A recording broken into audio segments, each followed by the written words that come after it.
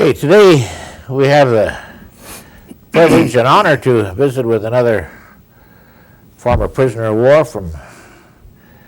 who's lived in North Dakota most of his life. Rhiny Weber, home is in Valley City.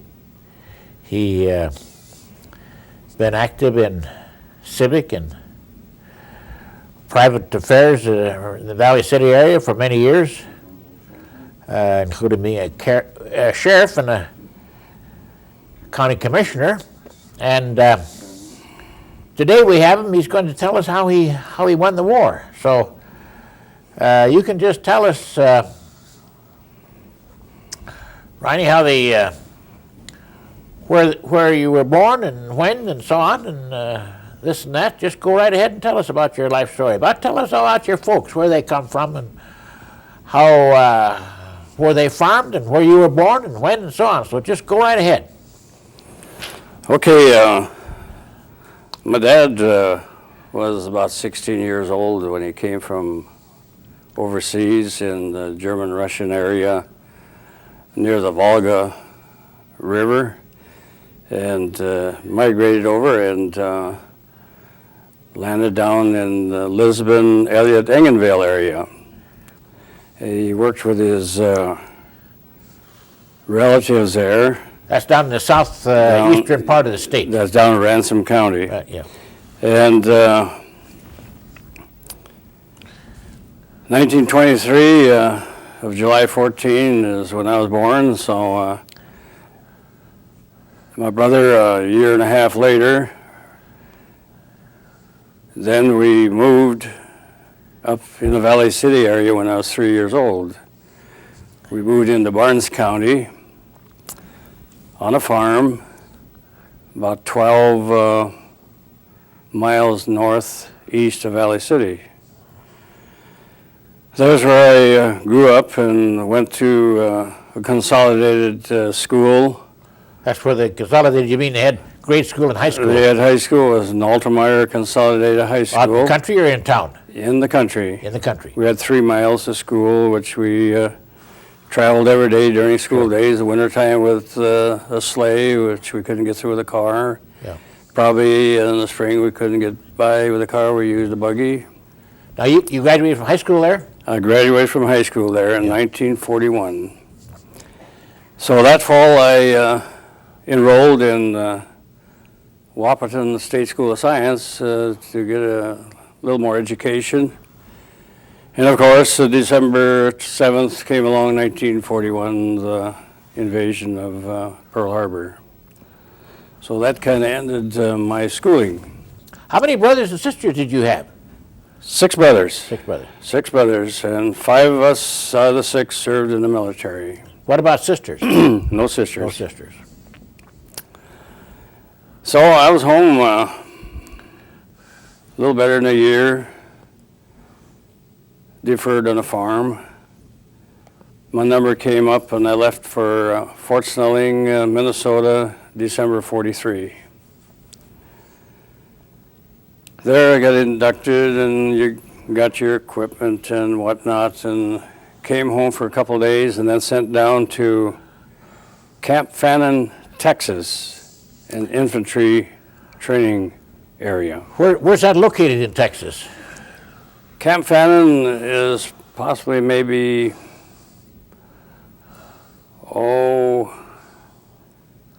you know where Dallas, Texas is, about 40 miles to the east of Dallas. The closest town was Tyler, a little town of Tyler, Texas. And was that basically a training camp then? Yes, it was, yeah. It was basic infantry training camp. What do they mean by basic training? What did you do when you were there at that camp? Let's say we'd done a lot of marching. We'd done a lot of weapons training, a lot of night training with compass, and a lot of full field pack marches. And to top it all off, the weather wasn't really cooperating. It was over the 100 degrees, and we had a lot of the older ones that were in the platoon or company, they kind of faded out on us a little bit, but they made it through the basic training. Yeah. And of course, we had everything from digging your foxhole and sitting in them and letting the tanks run over top of you, just or crawling underneath barbed wire and have a live machine gun fire over top of you. Gave you really a rigid training that you could be on a survival Sure. whenever you got into combat. Yeah. So we got real combat training all the way from on the range with a M1 rifle to your mortars, bazookas, anti-tank weapons. Were there quite a few there taking training along with you? That was a big training There were camp. thousands. And Yes, it was. Yes, it was company after company down there. Yes. then where'd you go then when you finished that training? Well, I finished training. I got a 2-week furlough. After that furlough, home with the folks, I told them my orders were for overseas.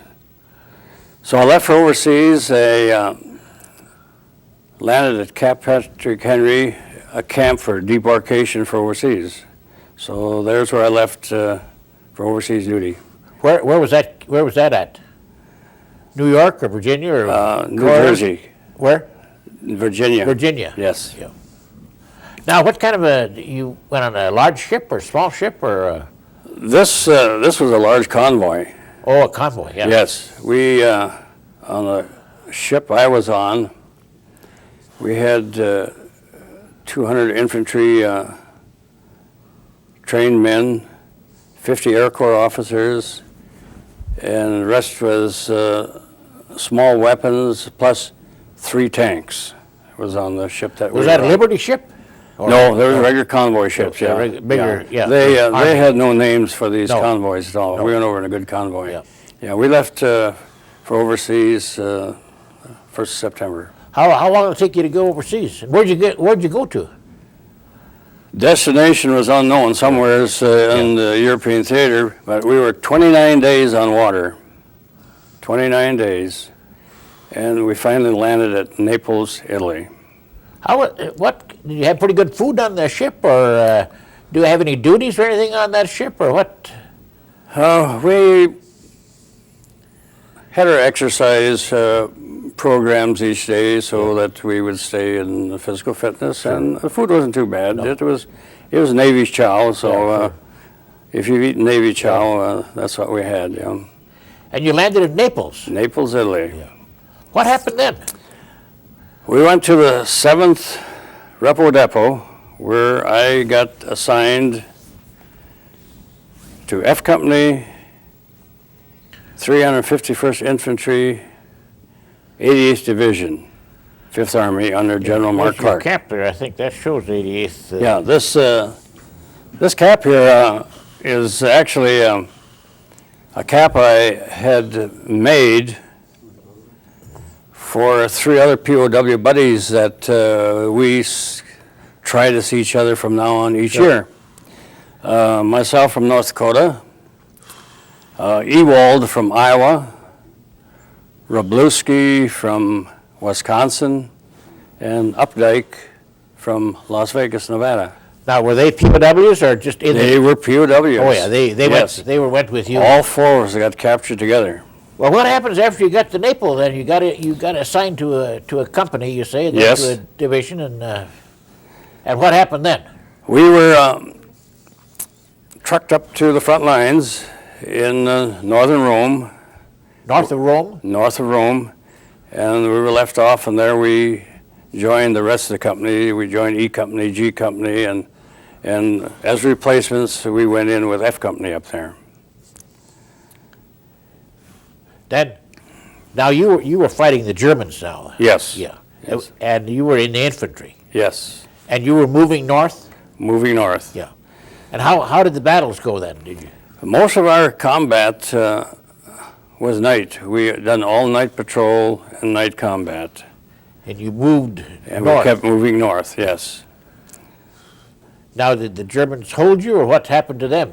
Did you push them back? Well, what happened, I think we moved ourselves a little bit too fast. Your company or your squad? Or Our company did. We Yeah. got in behind the German lines about 2 miles before the rest of the companies could keep up. And we were support to G Company, and they were supposed to come and relieve us. And that just didn't happen. Well, what were you captured then, or what happened then? Well, on October 26th, that's the day I got captured. We got captured around Mount Grande. I remember Mount Grande was our last obstacle that we were trying to take, and it was raining and it was just miserable weather. We were just moved off of that hill by sniper fire, machine gun fire. They were shooting at you. They were shooting at us, so some of us wound up down in a barn down below. It was kind of a little farm down below. Some in the houses, some in some of the other buildings. And To get out of the elements then. to get out of the element. And finally it came to us that we were doing combat right outside the barn, and finally our officer gave us up because we just didn't have enough manpower to go. Out of 156 men, only 20 of us was left.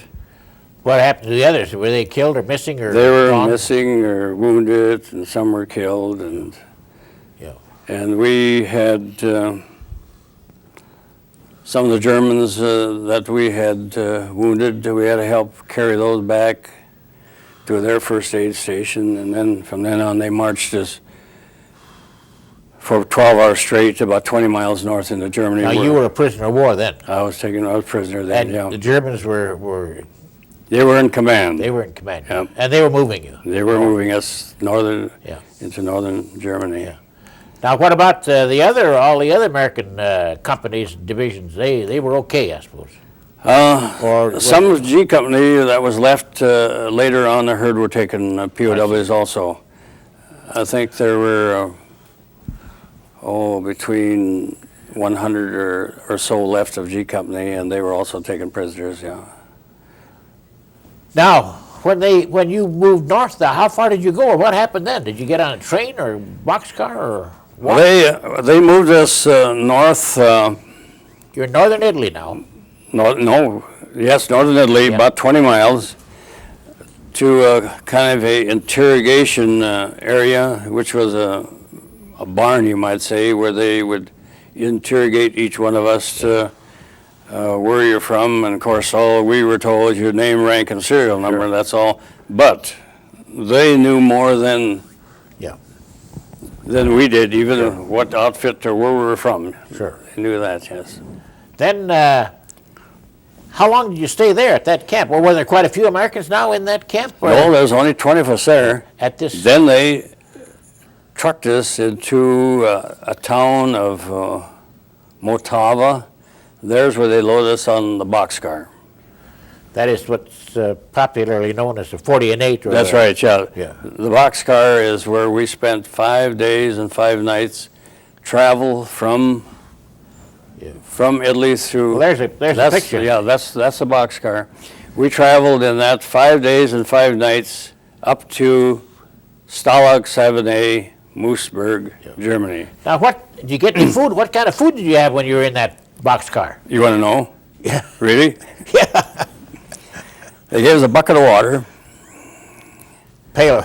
Okay. a bucket for toilet, and with 50 guys, they threw probably 3-4 loaves of black bread into us, and then you just gobbed apart here and there. So, There's no way we could sit down or even lay down. We were all standing in the boxcar with the only ventilation on the boxcar was probably a 5x8 opening to get a little fresh air in there. how now were there Germans guards in that boxcar with you? No. They just locked. They locked us up and sealed it up, and on the rail we went. Did they ever stop and get out of the boxcar to fresh air? No, we never got out of the boxcar. They'd open the door once a day, empty our swill bucket, give us another ration, lock her up, move on again. How did the guys get along with each other in this boxcar now under those, let's say, difficult?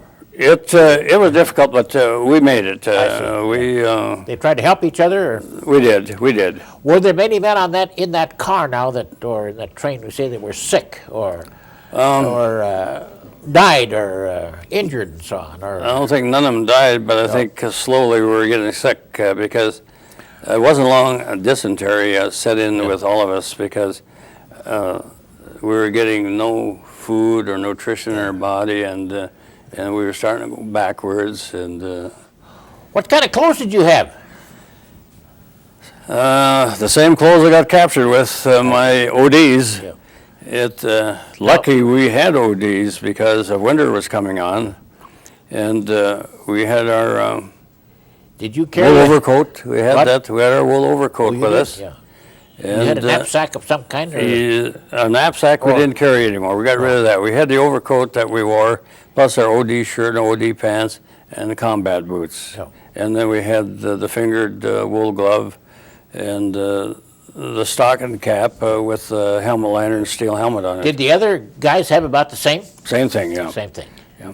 Now, were there any other nationalities in that boxcar with you, or were you all Americans? We were all Americans. All Americans. Yeah, as far as I know there was, Yeah. yeah. And how many were you the only boxcar on this train now, or were there other boxcars? There were other boxcars. There were other ones up Yeah. there. I'd probably say maybe 20. Yeah. Were you ever strafed or bombed or anything? Yes, I tell you, we were. And none of the boxcars were marked POWs. No. So it could have been any bomb that could have Yeah. got us. But luckily we made it up to Munich. We wound up in Munich, Germany, is where the railroad depots would be, and there's where they unloaded us and then trucked us back to Mossburg, which you can see on there from. How far away from? See, Munich is down below where you see the Stalag 7A. Yeah, I see And that. Stalag 7A is, probably 20, 30 miles, where they trucked us up to the big camp at near Mossburg, Stalag 7A. Yeah. Now that Stalag 7A was a big place, I imagine. It was a big camp. Were there all nationalities there? Or mostly Americans or English? A lot of English, mostly Americans, Yeah. and a few mixed other nationalities. That, Were you put into barracks or blocks or? in barracks, yeah. In We were put in barracks behind barbed wire. Behind bar. Yeah. And how many, in a room or was big bay or? Oh, I'd say that area was maybe 52 a block. Building. blocks? Yes, Yeah. with bunks 4 high. Yeah. What about bedding or blankets or sleeping material or mattress or anything? Inner spring mattresses. Were pretty No. rare. No, the mattress was a straw mattress. Yeah. A straw pillow with cloth around it, same with the mattress. Yeah. And one blanket, that's all were issued. Yeah. What about the food when you were at that camp? Very slim. It was so slim. It was a watered down soup. Matter of fact, I volunteered even to go to Munich to work on a work detail there and then stay back at camp because your food was a little bit better. The soup was a little bit thicker, see. But then it come in December, 100 of us were shipped out of there. That's in December of 44. Yeah. You say you were shipped out. Where? How long had been? How long were you at that camp there then? Several months or? From, let's say, about 6 weeks. Yeah. And where'd you go then when you were shipped out? We were sent to a little town called Schmidtmühlen. It was south of the camp where we was at, to a railroad camp. Well, it's a work camp, at least a work camp. We didn't know what we were going to do. No. How many were there now that were shipped? There was 100 of us. 100 of you. 100 of us. We had a barrack that held 50 in each room, double-deck bunks. Yeah. And this was you were on a work detail now. Railroad work detail, yes. Well, how did they call you out in the morning, or what happened now, the detail? 7 o'clock in the morning, we were called out, roll call, then march for 7 miles. Of course, you want to know this is in the winter months now. Yeah, I know. Just what clothes we had, it was very limited. And there was our work site, which was building a railroad from leveling the ground to laying the ties and laying the rail, pound the rail tacks to them, and digging fill to go in between. This was done 6 days a week.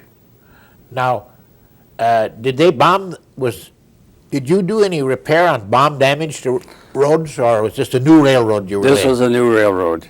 Yeah. This was actually not the big wide railroad. I see. This was a narrow gauge railroad. What is the purpose of the road? I think just to keep us busy, and maybe someday they could use it for using it from one little town to another. See. Yeah. Now, were these all Americans? All Americans, yeah. And what kind of guards did you have? We had kind of a mixture of guards. We had, I think most of them were Polish guards that Germany had taken over Poland and had taken some of their personnel, and they were older men, probably in their 50s, off the line, and made security out of them. How did they treat you there at that work camp, we'll say? The treatment wasn't bad. It was just that the work we had to do, the food we did not have enough to even keep us going. Everybody had dysentery. Did you ever have any parcels from the United States, Red Cross parcels, or? One. What? We were supposed to have gotten one parcel every 2 weeks for 2 men, which would have been great. Yeah. But the duration I was there for the whole 6 months, one parcel is all we got. And now, how long were you at this railroad building business? Well, we were there from the middle of December 44. till the middle of April of 45. Now, had you finished your, why did you stop, we'll say, in middle of April of 45? Did you finish the road, or what? No, when we left that railroad, let's say these are 2 rails, they were up about that high off the ground, and that was the end of it. So they marched us for 2 weeks straight through Nuremberg and Regensburg, Germany, having their feeling they were still going to win the war, see? But our troops were moving quicker than we could go, so... How many were on this march now? There was 200 of us, 100 of us. 100. The one that was at the same camp, yeah. We didn't lose anybody at camp. No. We could have, because we were very, very weak because of the food we got. Yeah, and the clothing in cold weather. And the cold weather, yeah. Now, you say you marched there for some time. 2 weeks. 2 weeks. Then, where'd you end up? We ended up at some farm place there where we just halted and waited for the American troops to come and liberate us. The Germans knew then that the war was over. Yep. Yeah, and there wasn't any more point in moving you further That's right. one way or the other. Very true, yeah. Were there other POWs in the area when you got up there, or? Not when we got there. Not the 100 of us that got there. We're the only ones in that area. You were the only one. Yeah. And then you stopped marching. We stopped. Yep. Was there any food or anything there? Or? Not really. We were, let's say, we were between 2 crossfires of artilleries, our own and the Nazi artillery. They were going this way and we were right underneath it. So we took cover, 3 of us I know, going into the house and getting down in the potato cellar. So we stayed there overnight, and next day we came out and we fried up a few potatoes, and a couple of guys butchered a hog off the farmer's place there, so we had some fresh meat there, and at least it got us started and got our appetite satisfied just a little bit. Now, When you talk about the Army, you're talking about the Russians coming from the east now, aren't you? Yes, And the Americans coming from the west, from the west and also from the north. from the north. Yes, or the south. I say from the south, South. moving north up towards Berlin. Yeah, Now you were kind of trapped in the middle there, in a sense. right around the Nuremberg area. There's where we were Now, halted. Yeah. how did the war end? As far as you were, you stayed at Nuremberg now. Then you were, or We at camp. You stayed we there. stayed there for about 2 days. And then what? Then we moved to another small little camp, and when the war was over, then we were moved out of there to Camp Lucky Strike. Now, had your guards left you? Or were Well, they still with you? just before,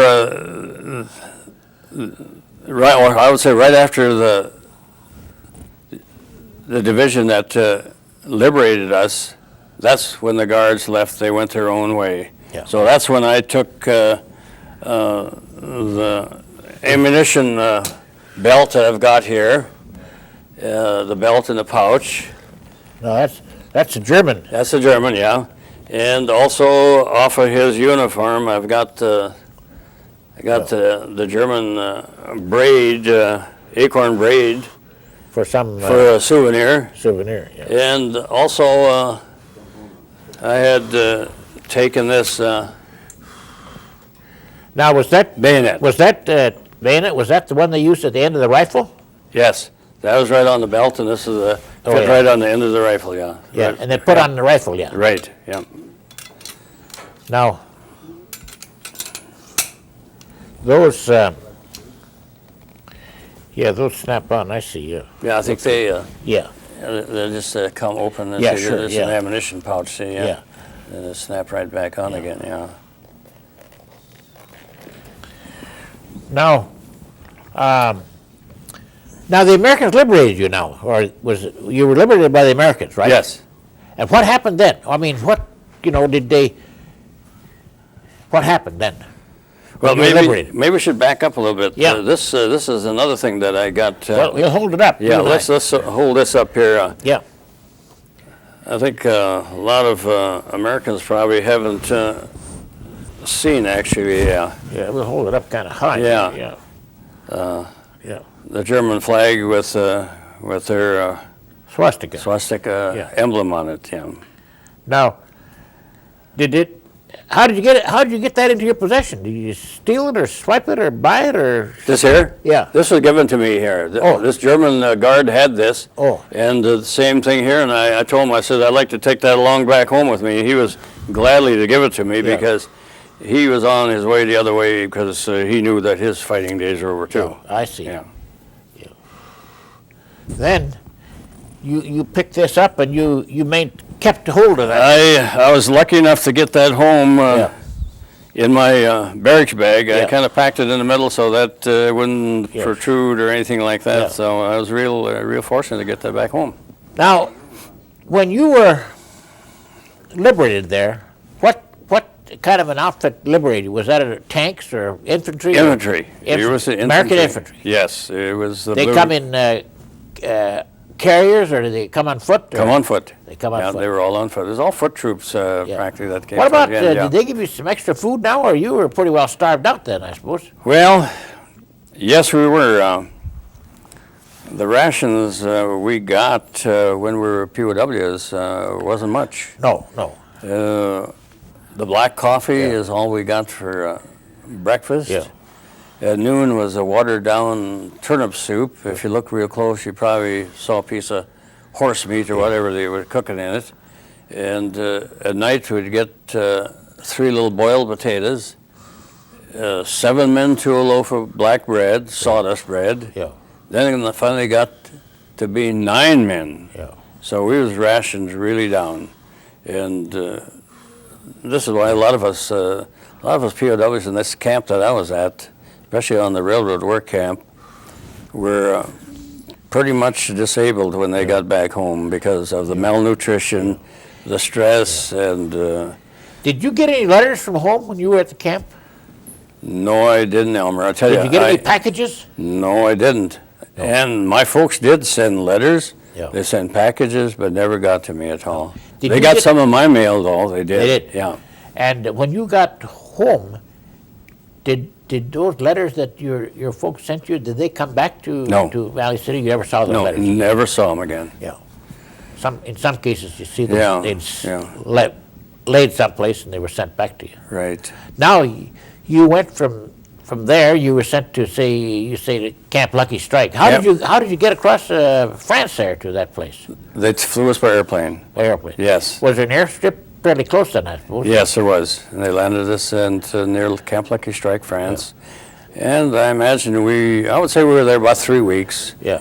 to get ourselves reclothed, deloused, and rationed a little food at a time. So, because some of the fellas did get sick and some of them did die because of overeating and the system couldn't take it. Yeah. Now, that Camp Lucky Strike, that was a pretty big place, wasn't it? That was a big place for all POWs, yes, yes. And they had they had food and clothing. You say you lived in the tent there, did you? Yes. Yeah. Yep. And then you say that did they give you new clothes there? Or Yes. How did that come about then? Well, the clothes we had, I think they've seen their days. Yeah. And there's where we got our good shower. We got our hair clipped short off the head so that deloused, you might say, and then slowly worked us into our rations of breakfast, dinner, and supper. And they gave us just so much. I mean, we couldn't get any more. Couldn't even get give you a second. little physical there, Oh, yes, very thorough physical, yes. and you were there for about 3 weeks. You said. About 3 weeks. Then what happened? Then orders, as a matter of fact, they said, well, we can give you a pass to go to Paris if you want to. I says, no way, Paris. I'm heading the other way. So we left on a troop ship, about 5,000 on that troop At ship. Le Havre. At Le Havre, France. And it took us about 9 days from Le Havre to Camp Kilmer, New Jersey, is where Now, who was on this troop ship? What kind of people were they? All POWs? POWs, yeah, all POWs going home, yeah. Yeah. They all. And I imagine there was a lot of some of the ones that had Combat, too. combat Injured. time and array enough points to go home too. Yeah. And of course the war was over and Yeah, sure. they were starting to move back home. Now, when they docked then in New York. Camp Kilmer, New Jersey. Yeah. And then what happened? How long did you stay there? 4 or 5 days. Yeah. Till my orders caught up, and then I was there, went to Fort Snelling, and of course my orders. How did you go by train to Fort Snelling? By train, yes. To Fort Snelling. Okay. Yes. Then from Fort Snelling, I went home I think I was home for about a month. Yeah. Then Valley City. Valley City, North Now, Dakota. were your folks living then? They're still on the farm, yeah, Oh, they living were on the still on the farm. farm. Yes, they were, yep.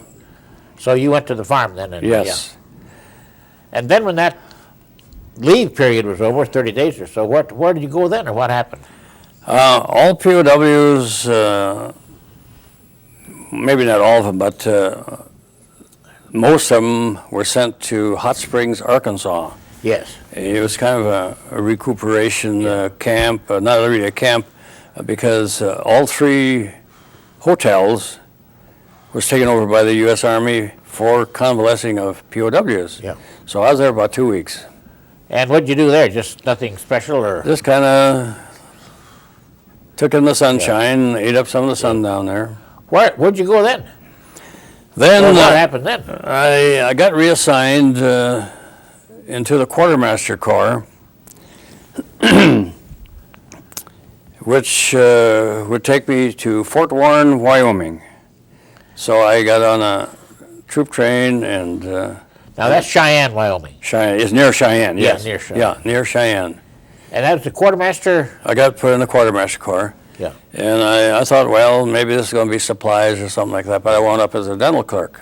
Oh, yeah, I see. Okay. Yeah, so I worked as a dental clerk where I typed up the partials, the plates, whatever the soldiers needed, and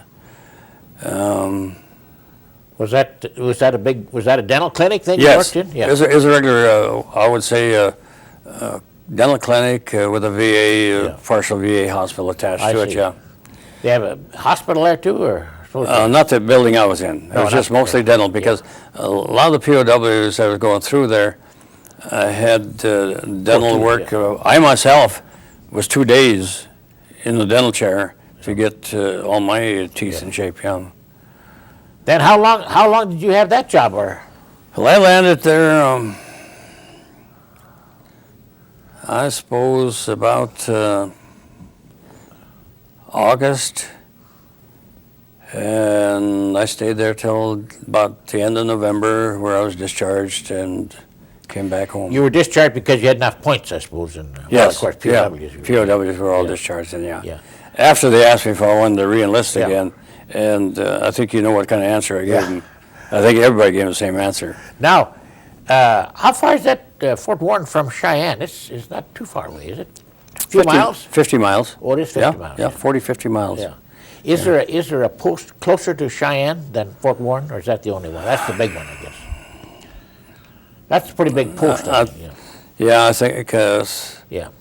That was an old infantry. yes, and I think there was a 88th Artillery Division came out of Fort see. Warren too. Yeah. Now, when you were discharged, did they discharge you there at Fort Warren? Or where were you At discharged? Fort Warren, yes, Fort Warren, that's what got my And when you papers. got your papers and so on, and money or whatever it was, where did you go? You went right home. Came home. Yeah. And what did Yes. you do then? Well, I helped around the farm a little bit, and then decided to get a job in town, and done some truck driving and service station work. That's in Valley City now. Valley City Yeah. now, yes. And then into a grocery store, then into a meat processing plant. Now, how has your health been since you got out, we'll say? Well, let's face it. We all try to put on a good front, you know. And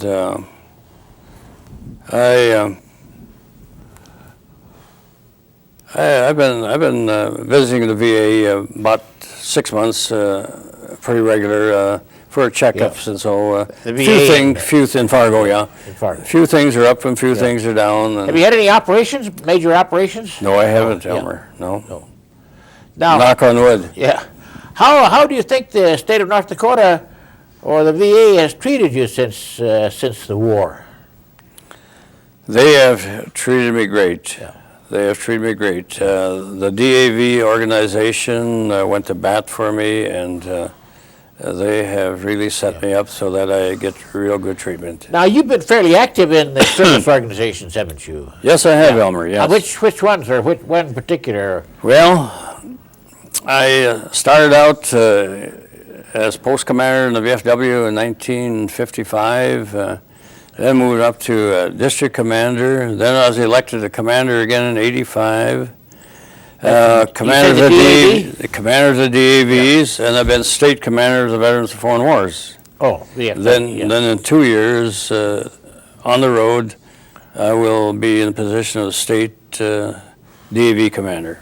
Now, have you had much contact? You've had a lot of contact with the American Legion also, haven't you? Oh, yes. Yeah. Yeah. I'm a life member of the American Legion, sure. the VFW, the DAVs, and AMVETs, Yeah. plus ex-POWs and IWVAs. Now, a lot of these service organizations are having troubles. I mean, they're decreasing in size and so on because of very many reasons. How do you look at the future of these service organizations, say in North Dakota? I mean, you see them firsthand. I mean, you know the problems and why. I do. If we don't get the younger veterans interested in the organizations, we are slowly going down. We have a lot of young veterans that have been in the Korean War, the Vietnam War, the Gulf War. They're all eligible, but they just don't seem they want to join. No. But sooner or later, if they don't, they're going to be in problems because our VA benefits goes by the numbers of members that we can have in our organizations. They go by the pressure that the that the service organization put on the government too. That's Yeah. right, because right now we're losing 1,000 veterans a day. Yeah. Now, if you were going to live your life over again now, Rhiny, what would you do or what wouldn't you do, would say? You know, that question, I brought that up to several times to different people. Yeah. I don't think I would do anything different, but like I've always said, if I knew I was going to live this long, I'd taken better care of myself when I was younger. How old are you now? I'm 76. 76. Well, Yes. that's a pretty good age. Yes. I'm 81. And Is that right? Yeah. so I just turned 76, yeah. July 14th. you're up and around every day, I suppose. I mean, you Pretty know, much so. Yeah. Pretty much so, yes. Yeah. Take your Try to pills, stay I busy. suppose. Yeah. Keep my pills inside of me Yeah, sure. every night. What do you think about well, North Dakota, or we'll say the future of North Dakota, or say the maybe more specific? What do you think about the young people today? I mean, compared to when you were young in high school and young, and you see these young children today. Now, you've had a lot of experience as being a sheriff and so on. You've dealt with many segments of society in Valley City. I mean, the good and the bad, and the rich and the poor. How does the young people today compare with the young people 50 years ago, 60 years ago? Well, let's say that back in my day,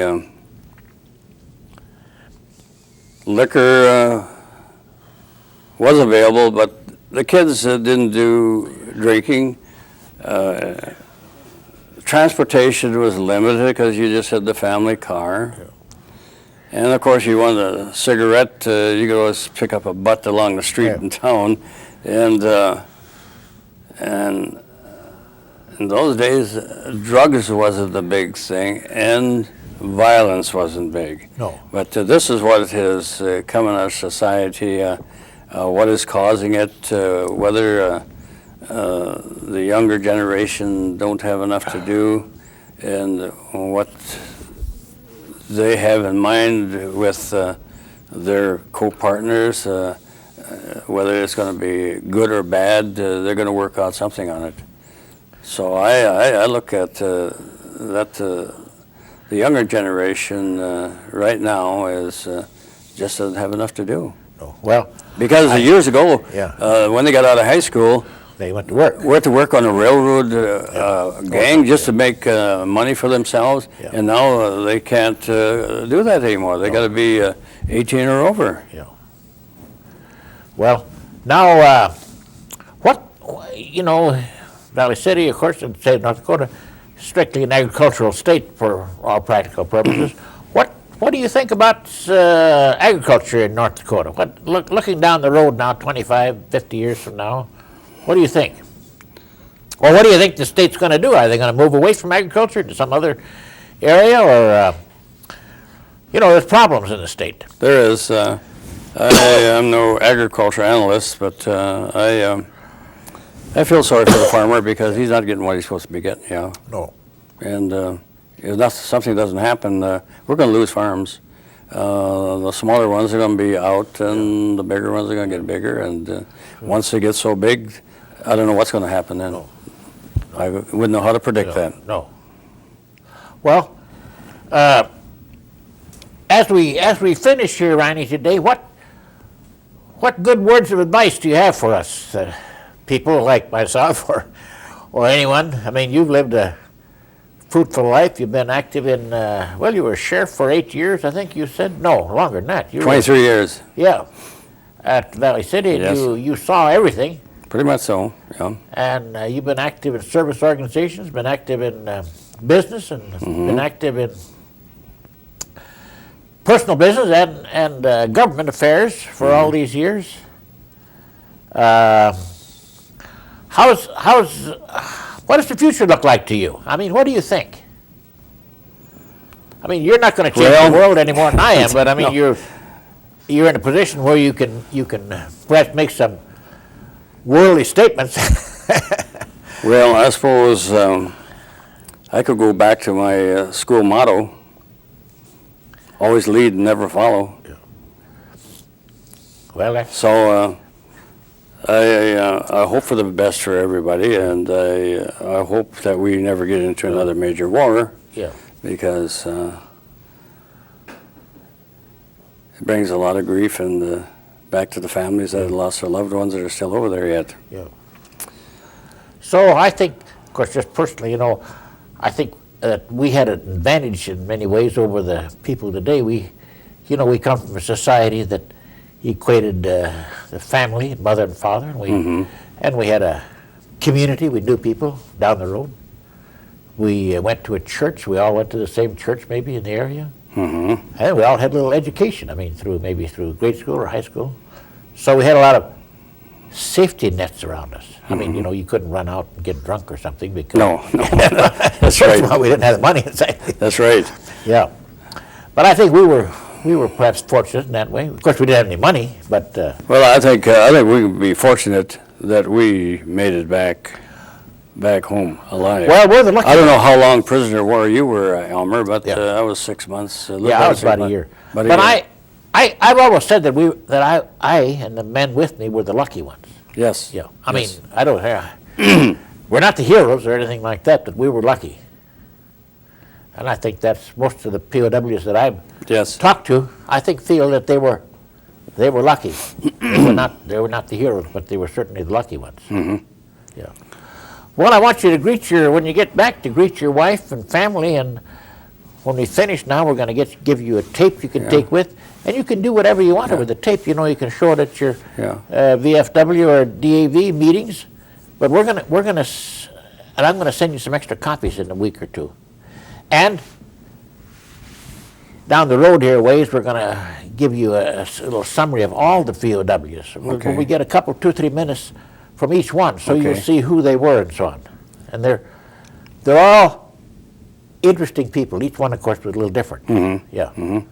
But they're a good, solid segment of society. I think it's going to be a great asset to some of the schools. You know, Well, that's right. This is what we're lacking. That's We right. don't have enough POWs getting out to the schools and talking to our younger generation. That's right. About World War II, even the war itself, Yeah. outside of it being a prisoner of war. That's right. Yeah. And this has got to get out, because if we don't, the history books ain't going to carry it. And when the next war comes along, it may be the other way around if we don't. True. If we don't, prepare ourselves and defend ourselves and build ourselves up. Yeah. Of course, I can see the point on some of the POWs not getting out and doing this, Well- because I myself, and even like Brownie Cole, Yeah. get really emotional at some times Well, that's right. when we get to a certain level. Yeah. And like today, I mean, it's been something that I got through okay. Yeah. Well, it's good. This is valuable for not only for you, but I mean really valuable for your wife and children and so on down the line. So I want to thank you an awful lot for coming. I mean, it's a position to come from Valley City, but I think it's worthwhile. See, and it's worthwhile for you and for your children and for the whole state. Right now we're putting on these programs on a television station here in Grand Forks. People in Grand Forks see it, and they love it. They like it. They see me on the street and they come up and say, I saw you on TV. I like your program. Although I'm trying not to be you're the important one, but they see me time after time. But we're going to try and put it on all the public television stations out the state. Maybe run the whole series. Maybe about, one a week or so. We want everyone to see all these programs, because not only you find out about prisoner of war, but you find out about the person. See, we find out about you, who you are. See. And you find out that these prisoners of war are basically from North Dakota, and they served well, and they state and country can be proud of them. I mean, they did their duty as they saw it. Yeah. I mean, they weren't heroes, but they played their part. Yeah. So thanks a lot, Rhiny. Okay. Yeah. Thank you very much, Okay. Elmer. You're entirely welcome. Pleasure. Okay. I hope so. Yeah.